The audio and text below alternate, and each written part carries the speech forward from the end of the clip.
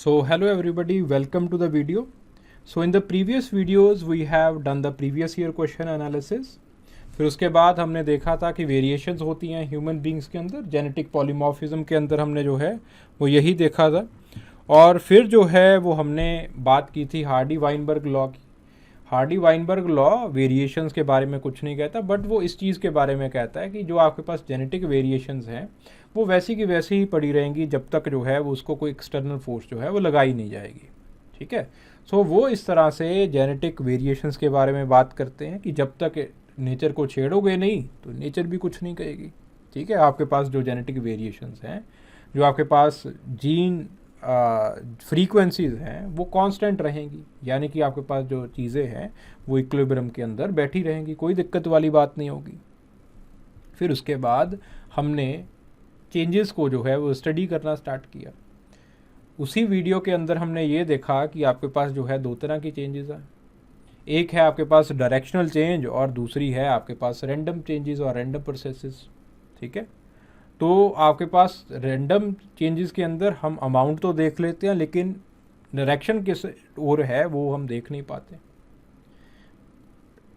Random के अंदर हम दोनों चीज़ें देख लेते हैं, डायरेक्शन का भी पता चल जाता है और जो है अमाउंट का भी पता चल जाता है। तो फिर हमने एक एक चेंज को जो है वो प्रॉपरली स्टडी करना स्टार्ट किया। पहला हमने देखा माइग्रेशन या फिर माइग्रेशन से होने वाला जीन फ्लो। जीन फ्लो देखा तो जीन फ्लो के अंदर भी हमें डायरेक्शन का भी पता चल गया था और आपके पास जो है वो कितनी तेज़ी से जो चेंजेस हैं उसका अमाउंट भी जो है वो हमने कैलकुलेट कर लिया। फिर उसके बाद अगला जो है वो था म्यूटेशन। म्यूटेशन के अंदर भी डायरेक्शन का पता चल गया और डायरेक्शन के बाद किस तरह से जो है वो आपके पास म्यूटेशन होगा, किस तरह से जो चीज़ें हैं वो आपके पास चेंज होंगी, वो भी आपको पता चल गई। ठीक है, सो दोनों चीज़ों के बारे में आपको अच्छे से पता चल गया, अच्छे से आपने अनुमान लगा लिया दोनों चीज़ों का। अब आपके पास अगला डायरेक्शनल चेंज जो है वो सबसे इंपॉर्टेंट डायरेक्शनल चेंज है जो दोनों के अंदर हमने निगेट किया है। That is known as the natural selection, जिसको हम जो है वो नेचुरल सिलेक्शन की तरह से जो है वो जानते हैं। जब जीन फ्लो की बात हो रही थी तब मैंने नेचुरल सिलेक्शन के बारे में कुछ बात नहीं की, क्योंकि अगर नेचुरल सिलेक्शन की बात करते तो एक बहुत अहम चीज़ की बात आती है, that is known as W. W का मतलब है आपके पास जीन फिटनेस, कि आपके पास जीन कितनी फिट है, जीन नेचर को कितना पसंद आ रही है।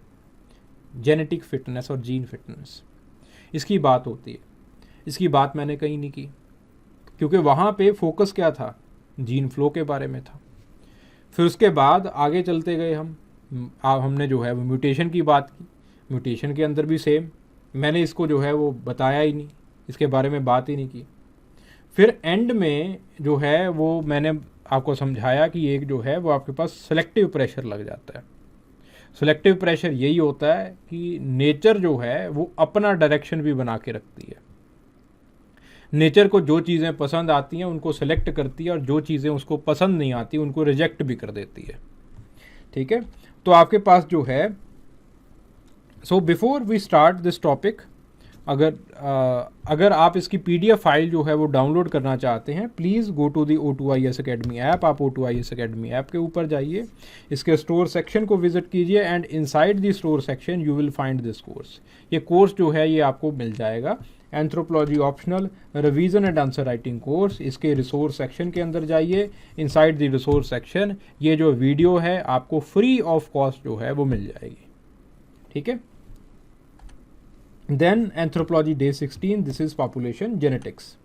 So selection के अंदर पहली चीज़ वही फिटनेस का मतलब क्या है कि, और डार्विनियन फिटनेस और रिप्रोडक्टिव फिटनेस, और इसी चीज़ को अडेप्टिव वैल्यू और सेलेक्टिव वैल्यू भी कहा जाता है। अडेप्टिव वैल्यू भी कहा जाता है, सेलेक्टिव वैल्यू भी कहा जाता है। The capacity of the given genotype to survive and reproduce in the specific environment. तो जब हम आपके पास डार्विनिज्म करेंगे थ्योरीज़ के अंदर, तब मैं आपको फिंचेस का एग्जांपल दूंगा। फिंचेस के एग्जांपल के अंदर मैं फिनोटाइप के ऊपर ज़्यादा जो है वो बात करूंगा, और जो है वो मैं बताऊंगा कि किस तरह से जो है वो आपके पास एक तरह की बीक वाली जो फिंचेस हैं वो जो है वो अपना सेलेक्टिव वैल्यू जो है वो दे पाई, वो जो है वो प्रॉपरली इन्वायरमेंट के साथ जो है वो अडेप्ट हो पाई, वो एनवायरनमेंट को जो है वो अच्छी लगी, ठीक है। तो वहाँ पे मैं फिनोटाइप्स के ऊपर यानी कि फिजिकल अपीयरेंस के ऊपर जो है वो ज़्यादा ध्यान दूंगा, क्योंकि यहाँ पे हम जेनेटिक्स की बात कर रहे हैं तो जीन्स के ऊपर जो है वो ज़्यादा ध्यान रहेगा। लेकिन आपको इतना तो अब तक पता चल ही गया होगा कि जो जीन्स हैं और जो आपके पास फिजिकल अपीयरेंस हैं they are linked with each other. अगर आपके पास जीन्स हैं तभी उसी तरह का जो है वो आपके पास फिजिकल अपीयरेंस बनेगा। सो इस तरह से अगर आपके पास फिनोटाइप की एक अडेप्टिव वैल्यू होती है तो ऑब्वियसली जीनोटाइप की भी एक अडेप्टिव वैल्यू होगी आपके पास, ठीक है। तो उसकी अडेप्टिव वैल्यू दो चीज़ों के ऊपर जो है वो डिपेंड करती है। पहली है वायबिलिटी। वायबिलिटी का मतलब क्या है? The ability of the newly formed zygote of the specific genotype to survive, कितना सर्वाइव कर सकते हो आप। दूसरी है reproductive ability, the ability of an individual of a given genotype to produce offspring, यानी कि इसको खाना मिल रहा है या नहीं मिल रहा, वो है रिप्रोडक्टिव एबिलिटी। अगर खाना ही नहीं मिल रहा तो रिप्रोड्यूस कहाँ से करोगे। वायबिलिटी, आपकी लॉन्जिविटी कितनी है, वायबिलिटी कितना टाइम आप सर्वाइव कर सकते हो। जितना टाइम सर्वाइव कर पाओगे उतने बच्चे पैदा कर पाओगे, उतनी रिप्रोडक्शन कर पाओगे, ठीक है। सो the selection it can be viewed as a process that generates the greater diversity, a means of reducing viability by elimination of the genotype, ठीक है। अब थोड़ा सा जो है वो हम मैथमेटिक्स में आते हैं। पहली चीज selective value. Selective value is W. W को हम सिलेक्टिव वैल्यू की तरह मानते हैं। सिलेक्टिव वैल्यू का मतलब ये है नेचर को क्या पसंद आ रहा है, ठीक है। ये क्या होता है? The ratio of offspring of a genotype that are viable and fertile as compare to the other genotype, this is W, ठीक है। जब आप उन दो पॉपुलेशंस को कंपेयर करते हो, वायबल पॉपुलेशन को और बाकी पॉपुलेशंस को, उनका रेशो निकालते हो, दैट बिकम्स डब्ल्यू। तो वो जो है वो आपके पास डब्ल्यू हो जाता है। W it is in between 1 and 0। 0 का मतलब आप नेचर को बिल्कुल पसंद नहीं हो, 1 का मतलब आप नेचर को बहुत पसंद हो, नेचर सिर्फ आपको ही चाहती है, बाकी सबको एलिमिनेट कर देना चाहती है, ठीक है। 0 it is the least successful, 1 it is the most successful. आप हमेशा 0 और 1 के बीच में रहोगे। W इज ऑलवेज, बिकॉज यहां पे रेशो की बात हो रही है, ठीक है ना। तो W it is always between 0 and 1, वो 0 और 1 के बीच में ही W रहेगा। सो लेट अस कंसिडर, एक आपके पास जो है वो सिस्टम है, okay. So where there are 3 genotypes, 3 genotypes हैं, ओके। बेसिकली जैसे हमने वहाँ पे बनाया था, वहाँ पे भी 3 सिस्टम्स क्रिएट किए थे जब हमने पेरेंट्स का जो है वो आपके पास एक मेटिंग जो है वो की थी हार्डी वाइनबर्ग लॉ के अंदर। अगर हार्डी वाइनबर्ग लॉ नहीं पता उसकी वीडियो देखिए एक बार, ठीक है। उसके अंदर आपके पास जो है वो ये 3 जीनोटाइप जो हैं वो पहले जनरेशन में निकल के सामने आए थे जब हमने पेरेंट्स की मीटिंग की थी। आपके पास जो ए है, इसकी हमने फ्रीक्वेंसी ली है, वहाँ पे भी फ्रीक्वेंसी कितनी आई थी, p²। ए की फ्रीक्वेंसी कितनी आई थी, दिस इज फ्रीक्वेंसी। ए की फ्रीक्वेंसी कितनी आई थी, q², ठीक है। और आपके पास हेट्रोजाइगोट्स की फ्रीक्वेंसी कितनी आई थी, व्हाट वाज दैट, 2pq, ठीक है। यहाँ पे सिर्फ कैपिटल्स में लिया है और कोई ज़्यादा फर्क नहीं है। अब हमने इनका अडेप्टिव वैल्यू देखा। लेट्स से p² का अडेप्टिव वैल्यू जो है वो है W1। आपके पास जो है वो 2pq का जो अडेप्टिव वैल्यू है दैट इज W2। और आपके पास जो है वो q² का जो अडेप्टिव वैल्यू है दैट इज W3, ठीक है। ये आपको जो है वो आपने इनिशियल इंफॉर्मेशन ले ली, आपको इस चीज़ के बारे में पता है, ठीक है। Now P and Q they are the frequencies of these alleles. अब आपके पास जो चेंज है, the change is represented by this formula. Change जो है वो इस फार्मूले के थ्रू जो है वो रिप्रेजेंट होती है। अब ड्राइव करने का ना टाइम है ना ही आपको जो है वो पेपर के अंदर स्पेस मिलेगी, तो ड्राइव करने का कोई फ़ायदा नहीं है। हम यहीं से जो है वो अलग अलग केसेस को एक्सट्रैक्ट करके देखते हैं, ठीक है, गेटिंग द पॉइंट। अब देखिए याद कैसे करना है इस चीज़ को, how to remember it. Delta Q का मतलब क्या है कि आपके पास क्यू के अंदर कितनी चेंजेस आई हैं, ठीक है, गेटिंग द पॉइंट। जो आपके पास डेल्टा क्यू है, सो डेल्टा क्यू का मतलब क्या है कि कितनी चेंजेस आई हैं, किसके अंदर चेंजेस आई हैं, क्यू के अंदर, ठीक है। सो पहले आप लिखिए पी क्यू, फिर आप जो है वो ब्रैकेट स्टार्ट कीजिए, फिर डेल्टा क्यू है यहाँ पे क्यू लिखिए, ठीक है, क्यू लिखा आपने, फिर उसके बाद ब्रैकेट स्टार्ट होने के बाद आप ये देखिए कि आपके पास जो है वो क्यू का जो एक अडेप्टिव वैल्यू है, क्यू की जो आपके पास फिटनेस है वो कितनी है, क्यू की फिटनेस जो है जैसे दैट इज W3,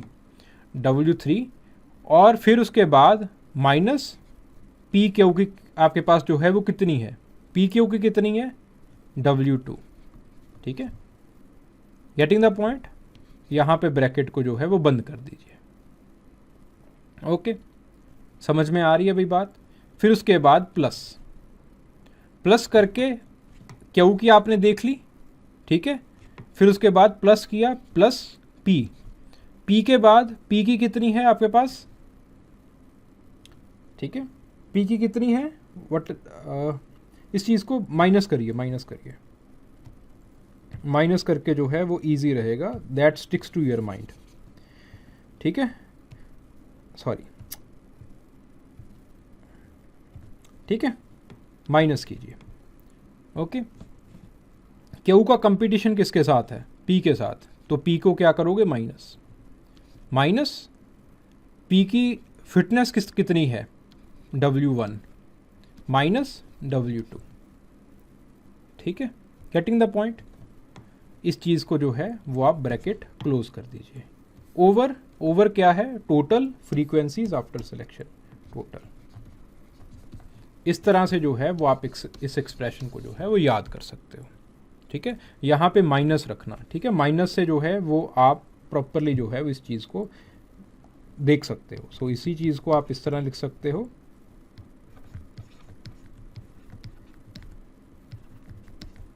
माइनस, यहाँ पे माइनस आ गया, तो ये जो चेंजेस आपके पास जो ये है ये चेंज हो गया, ओवर टोटल, इस तरह से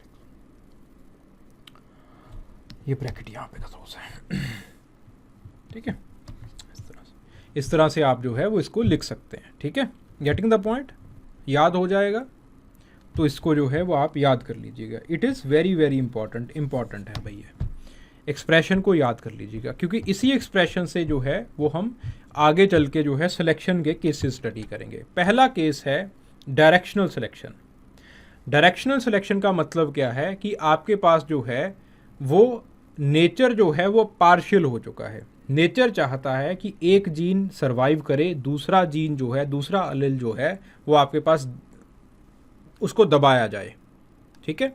तो आपके पास जो पहला केस है डायरेक्शनल सिलेक्शन का, वो है partial selection against the recessive homozygotes, कि नेचर नहीं चाहता कि जो आपके पास ए है वो रहे, नेचर इसको जो है वो नहीं चाहता।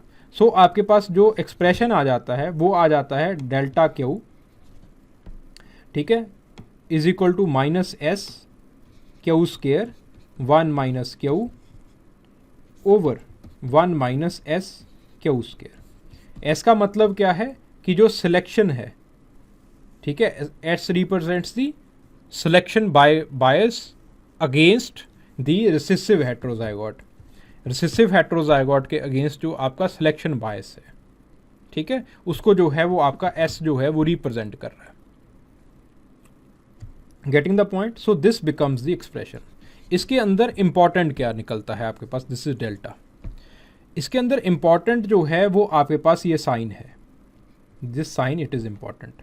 साइन क्यों इंपॉर्टेंट है, because S it is positive, S जो है वो आपके पास पॉजिटिव रहेगा।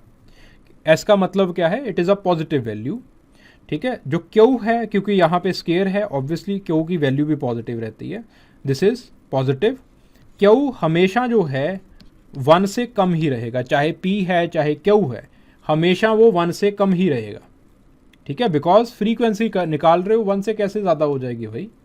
तो आपके पास this expression it is also positive, ये भी जो है वो आपके पास पॉजिटिव रहेगा।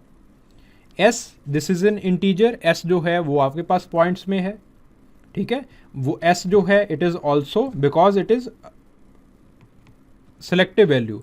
W आपके पास क्या था, 1 से कम था, वही चीज़ S है, ठीक है, बस but it is just more applicable. S जो है वो आपके पास क्या रहता है, 1 से कम रहता है। Q क्या रहता है आपके पास जो है वो भी 1 से कम रहता है। देन ऑब्वियसली SQ वो क्या रहेगा आपके पास, 1 से कम ही रहेगा। और SQ स्केयर वो क्या रहेगा, ऑब्वियसली वो भी जो है वो 1 से कम ही रहेगा। और 1 माइनस SQ स्केयर वो भी क्या रहेगा, वो भी जो है वो 1 से कम ही रहेगा, ठीक है। This is general basic algebra, basic common sense. ये भी आपके पास क्या है, वो ये भी क्या है, पॉजिटिव में है। तो इसका मतलब क्या है, that delta Q it will be always negative, delta Q हमेशा नेगेटिव रहेगा। इसका मतलब क्या है, so it can be concluded that the amount of the recessive alleles it decreases, जैसे आपके पास जो है वो आपके पास जो सिलेक्टिव प्रेशर है वो डिक्रीज होता है। Thus after the period of the time we can see a constant amount and the stabilising frequency of the recessive homozygotes, ठीक है। तो पहले आपके पास एक सिलेक्टिव प्रेशर जो है वो पड़ेगा, लेकिन फिर उसके बाद जो इसकी स्पीड है, जो इसके कम होने की जो इसके आपके पास होमोजाइगोट्स के कम होने की जो स्पीड है वो भी जो है वो कम होती जाएगी। जब आपके पास स्पीड ही कम होती जाएगी तो धीरे धीरे करके जो है वो आपके पास एक इक्विलिब्रियम जो है वो आप हिट कर जाओगे, एक कांस्टेंट वैल्यू जो है वो आप हिट कर जाओगे, ठीक है। So the second case it is the complete elimination of the, अगर मान लीजिए कि आपके पास नेचर जो है वो रिसेसिव के पीछे हाथ धो के जो है वो पड़ गई कि मैंने रिसेसिव को रहने ही नहीं देना। सो उसके अंदर हम ये मान लेते हैं that both W1 is equal to 1, W2 it is also equal to 1 और जो W3 है इट इज़ इक्वल टू 0, वो 0 है। इसके अंदर हमें जो है वो मिलता है delta Q is equal to minus Q square over 1 plus Q, where Q it is greater than 1, sorry Q it is greater than 0, वो 0 से ज़्यादा है, but Q it is lesser than 1, ये 1 से कम है। तो इसका मतलब क्या है कि ये जो आपके पास एक्सप्रेशन है it will be always positive. और इसका मतलब क्या है, delta Q it is negative. इसका मतलब क्या है, if the selective pressure it is बहुत लार्ज है, ये आपके पास जितना लार्ज सिलेक्टिव प्रेशर पड़ेगा उतना ही तेज़ी से ये डिक्रीज भी करेगा, सिलेक्टिव प्रेशर अपने आप डिक्रीज करेगा, ठीक है। तो उतना तेज़ी से जो है ये डिक्रीज करेगा। Thus the selection against the recessive it is quite inefficient. तो रिसेसिव जो है वो आपको इसीलिए हार्डी वाइनबर्ग कहते हैं कि जो रिसेसिव है वो जाके जो है वो हेट्रोजाइगोट में छिप जाएगा। तो वो जो रिसेसिव है वो हेट्रोजाइगोट में छिप जाएगा। जब आपके पास इनब्रीडिंग होगी रिसेसिव, तब जाके जो है वो अपनी फ्रीक्वेंसी फिर से जो है वो दिखाएगा आपको, ठीक है, गेटिंग द पॉइंट। तो इस तरह से जब एलिमिनेशन होता है, जैसे यहाँ पे this is the case of dwarfism का केस है। नेचर नहीं चाहती कि आपके जो है वो उंगलियां इस तरह से त्रिशूल की शेप में हो, आपका जो है वो आपको कुछ जो है वो लिम्स जो हैं वो आपकी छोटी रहें, क्योंकि जो ड्वार्फ्स हैं, अगर आप हंटिंग गैदरिंग सोसाइटी की बात करो, अगर आप एग्रीकल्चर सोसाइटी की बात करो, तो वहाँ पे they can't perform very much, अच्छा परफॉर्म नहीं कर सकते, तो एवेंचुअली दे डाई आउट, उनकी जो है वो डेथ हो जाती है।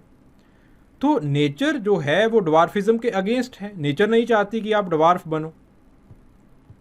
तो जब नेचर आपके अगेंस्ट हो जाती है तब आपके पास जो ड्वार्फिज्म वाला अलिल है वो एक बार बहुत रैपिडली जो है वो डिक्रीज करता है, देन उसके बाद वो जाके जो है वो हेट्रोजाइगोट के अंदर छिप जाता है, ठीक है। तो नेचर में ड्वार्फिज्म का अलिल है, बैठा है वो, लेकिन आपके पास जो है वो एक्सप्रेशन अपने जो है वो प्रॉपरली शो नहीं कर पाता, ठीक है, क्योंकि वो हेट्रोजाइगोट्स के अंदर जाके छिप गया है।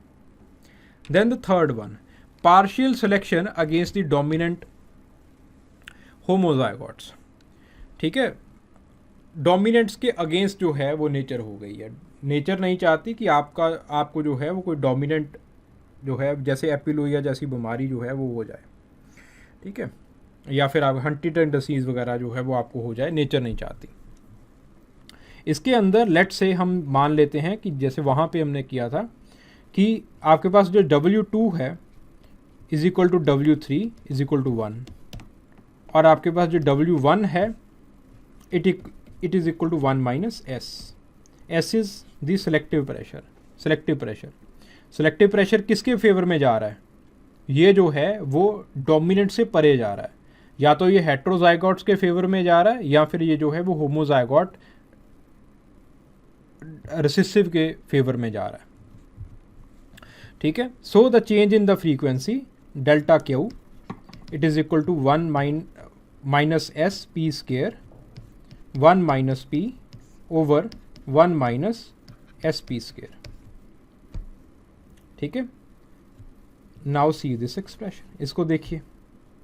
Again this is positive, S is always positive, P square is equal to always positive, p is less than 1, so this is also positive, ये भी positive है। 1 s is less than 1, p is less than 1, so sp square it is also less than 1, it is less than 1, so 1 minus sp square it is greater than 0, ये भी जो है वो positive है, ये एक negative रह गया। so इसका मतलब क्या है कि delta Q, the delta Q it is always negative, ये हमेशा नेगेटिव है। डोमिनेंट अलिल एक बार डिक्रीज करेगा, फिर उसके बाद नेचर को अपनी स्पीड खुद ब खुद डिक्रीज करनी पड़ेगी, और धीरे धीरे जो है ये स्टेबलाइज हो जाएगा नेचर के अंदर। फिर आपके पास अगला केस जो है वो है complete elimination of the dominant homozygotes. Homozygote dominate जो है वो नेचर चाहती नहीं कि ये पैदा भी हो जाए।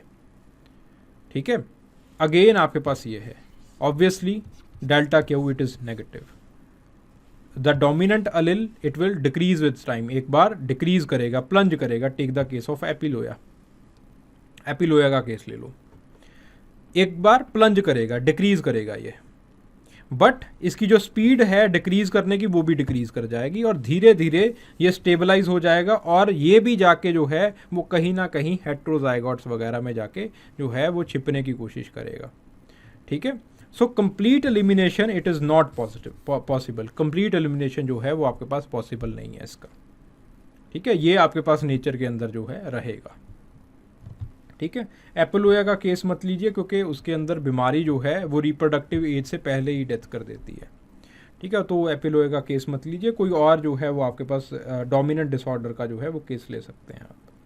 ठीक है, टेक हंटिंगटन का केस ले सकते हैं, और केसेस जो है वो आपके पास बहुत सारे केसेस हैं इसके अंदर, वो आप जो है वो ले सकते हैं। देन आपके पास जो है स्टेबलाइजिंग सिलेक्शन का मतलब क्या है कि अब नेचर जो है वो चाहती है कि आपके पास जो है वो स्टेबलाइज रहे सिस्टम, यानी कि हेट्रोजाइगोट्स जो हैं वो आपके पास जो है वो अच्छे खासे रहें। सॉरी तो आपके पास जो हेट्रोजाइगोट्स हैं वो जो है वो आपके पास जो है वो रहे नेचर के अंदर।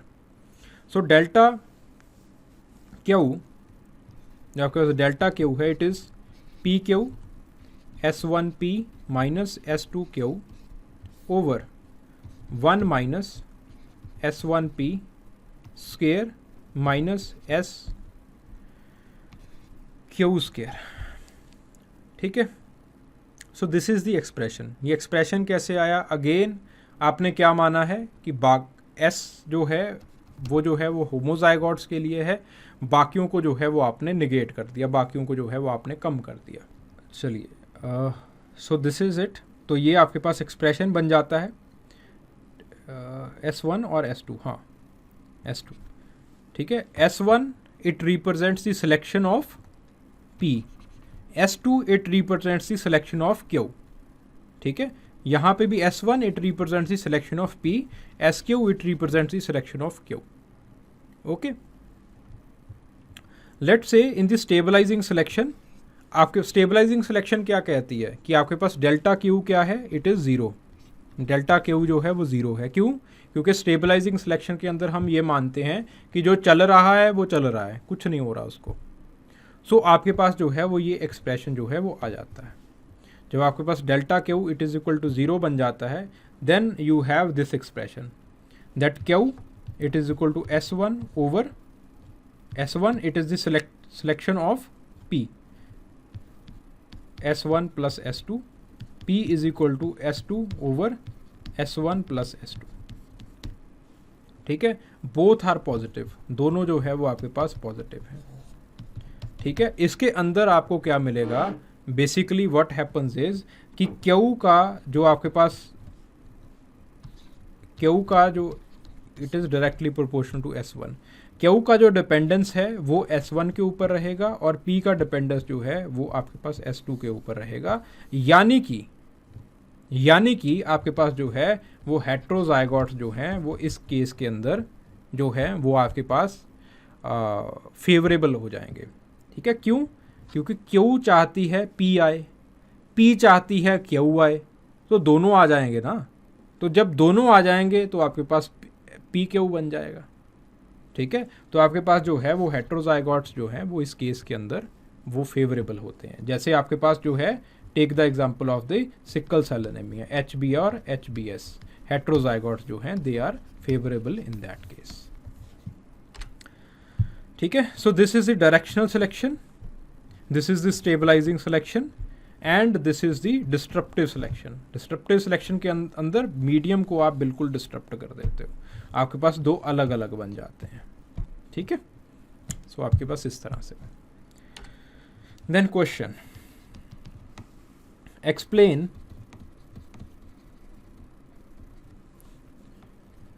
The mechanism of natural selection in human genetics. पहले आप नेचुरल सिलेक्शन को डिफाइन करोगे। ठीक है, नेचुरल सिलेक्शन को जब हम डार्विनिज्म पढ़ेंगे तब प्रॉपर जो है वो आपके पास जानुश की डेफिनेशन जो है वो आप कोट कर सकते हो। तो जानुश की आप प्रॉपर एक डेफिनेशन जो है वो अडेप्टिव रेडिएशन और नेचुरल सिलेक्शन की आप इसके अंदर कोट कर सकते हो, कोई दिक्कत नहीं। फिर उसके बाद आप जो है वो लिखोगे कि आपके पास जो है बॉडी पार्ट स्टार्ट करोगे कि एक जो है वो आपके पास एक there is certain thing that is called fitness के बारे में आप लिखोगे। दैट फिटनेस W के साथ जो है इसको रिप्रेजेंट किया जाता है। फिर आप स्टार्ट करोगे कि P स्क्वायर है, आपके पास Q स्क्वायर है और आपके पास 2PQ है, जिसका जो है वो आपके पास W1 है, W2 है और W3 है। या फिर इसका इन पेपर आपके पास जो हमने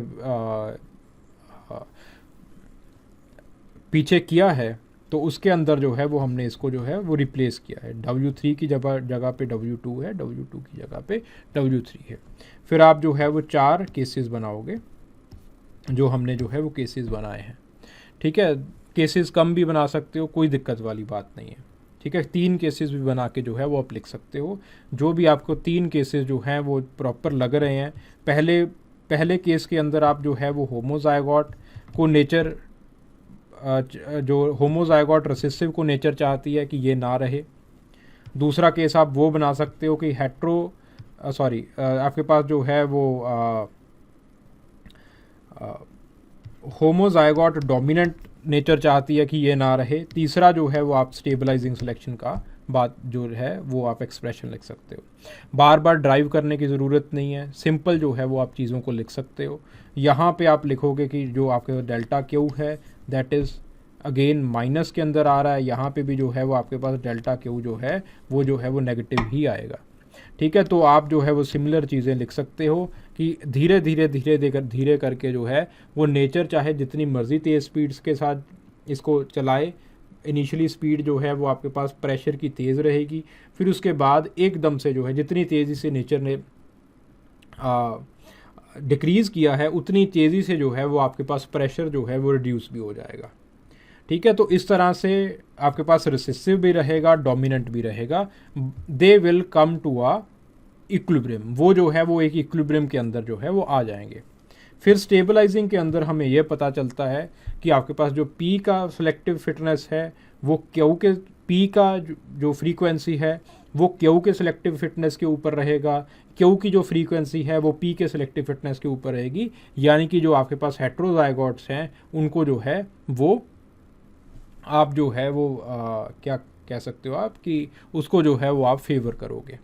इस तरह से जो है वो आप चीज़ों को लिखोगे एंड देन आप जो है वो जो हमने 3 तरह का जो नेचुरल सिलेक्शन वाला डायग्राम जो बनाया था, you will draw that diagram. तो जो आपके पास ग्राफ्स बनाए थे उन ग्राफ्स को आप बनाओगे, फिर जो है वो आप नेचुरल सिलेक्शन के जो कंक्लूजन है या फिर इसका जो सिग्निफिकेंस है वो आप जो है वो लिख सकते हो। ठीक है, you can write the significance और you can write the case study लिख दो प्रॉपरली, और एक दो जो है वो सिग्निफिकेंस लिख देना। केस स्टडी अगेन आप HB और HBS की केस स्टडी, जो सिकल सेल एनीमिया की केस स्टडी है वो जो है वो आप लिख सकते हो। ना ही उसके अंदर HB का जो है वो आपके पास प्रॉपर जो है वो आपके पास अडेप्टेबिलिटी है, ना ही आपके पास जो है वो सिकल सेल एनीमिया के ही होमोग्लोबिन की अडेप्टेबिलिटी है। अडेप्टेबिलिटी जो रहती है, जो फिटनेस लेवल रहता है वो हेट्रोजाइगोट्स का रहता है। You can right this case study, इस केस स्टडी को आप लिख सकते हो, इसका सिग्निफिकेंस लिख लिए, फिर जो है वो आप कंक्लूजन कर सकते हो। ठीक है, you can conclude as your wish, अपनी विश के हिसाब से आप जो है चीज़ों को कंक्लूड कर सकते हो। ठीक है, कई क्रिटिसिज्म भी लिखते हैं। इसका क्रिटिसिज्म बहुत सिंपल है कि आपने सिर्फ जो है वो यहाँ पे पॉपुलेशन जेनेटिक्स ने एक चीज़ को लिया, बाकी सारी चीज़ें इग्नोर कर दी। वो एक लाइन के अंदर आप इसका क्रिटिसिज्म कर सकते हो, कंक्लूजन करके देन यू आर फ्री। ठीक है, कंक्लूजन करके आप जो है वो आपका क्वेश्चन जो है वो कंप्लीट हो गया। ठीक है, so this is how you have to write, please write it down and send it in here. यहाँ पे जो है इस नंबर के ऊपर जो है वो आप भेज सकते हो। ओके, और you can download the O2IAS academy app, आप ऐप को डाउनलोड कर सकते हो, वहाँ पे जो है वो आप जो है वो चीज़ों को लिख के जो है वो भेज सकते हो। ठीक है, hope this video it was worth your time, it was worth watching. Thank you very much.